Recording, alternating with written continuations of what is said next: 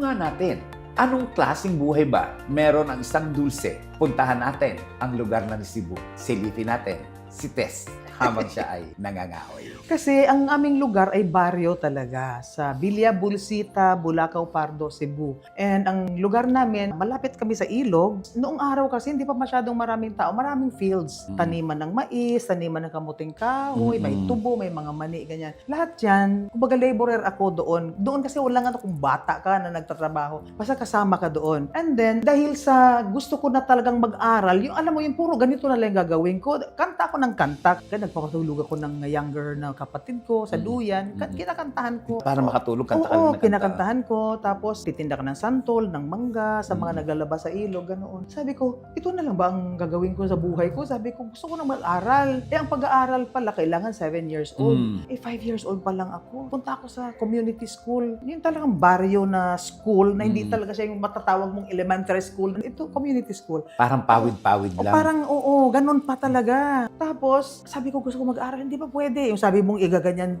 parang hindi pa nga, hindi pa talaga pwede. Ayaw pa umabot. Abutin ang tenga, oo.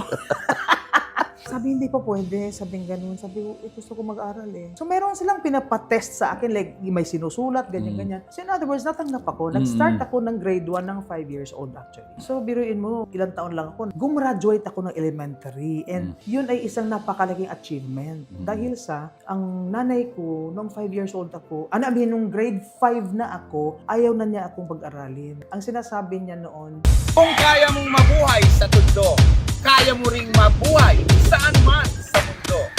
Morley Alinio. Ito ang Tundo.